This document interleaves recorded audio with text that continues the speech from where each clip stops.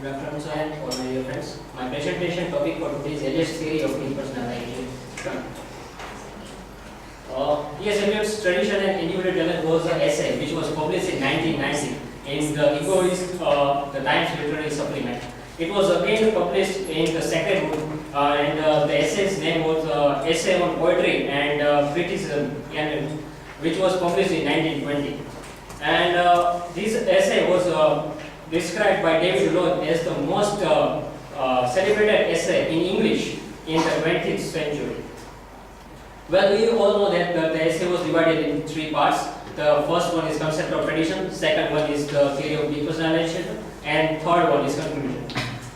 So let's check it out. What is theory of depersonalization? It starts the second part of this essay with honest criticism and sensitive appreciation is directed not upon the poet but upon the poetry. A critic like Sandbo has said that if you want to know about the work, you have a knowledge about the writer himself.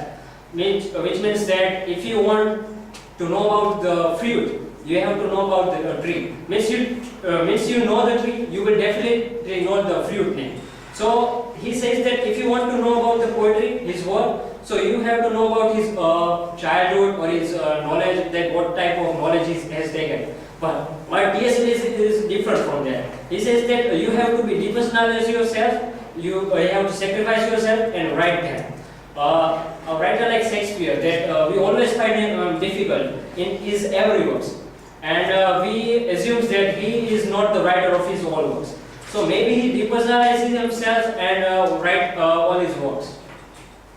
Depersonalization is a continuous surrender of himself as he is making some valuable work. And the progress of an artist is continuous self-sacrifice, a continual extension of personality. Eliot explains this by giving a formula like of how to make sulfuric acid. He give example like that: mixes of sulfur dioxide with water, and you will get the sulfuric acid with the catalyst of platinum. Well, platinum is here; he is part of this process, but we will not find in the H2SO4 where sulfuric acid is made. So, if we compare the chemical elements with the abstract things of the poet's mind, how it happens? Let's check it out. That the sulfur dioxide is equal to a poet's feelings and emotions. Water means oxygen will be a poet's experience and his imaginations. The third one, platinum, its catalyst is the poet's mind, and actually we will get the H2SO4, means sulfuric acid, which means that we at last we get the poetry itself. Well, the elements of experience is of two types. It's emotions and feelings.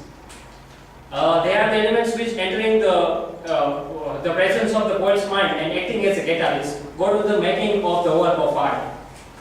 The final effect produced by many of the emotions or maybe one of the emotions and out of the feelings involved in the poet by various words and images.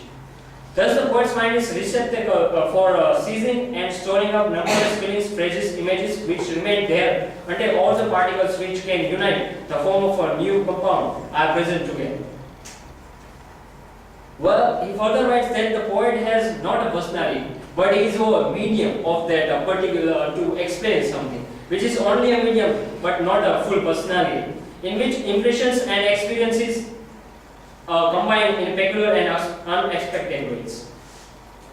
Impressions and experiences which are important for the man may take no place in the poetry, and those which become important in the poetry may play quite a negligible part in the man, the personality. So this is all about my presentation for today. Thank you.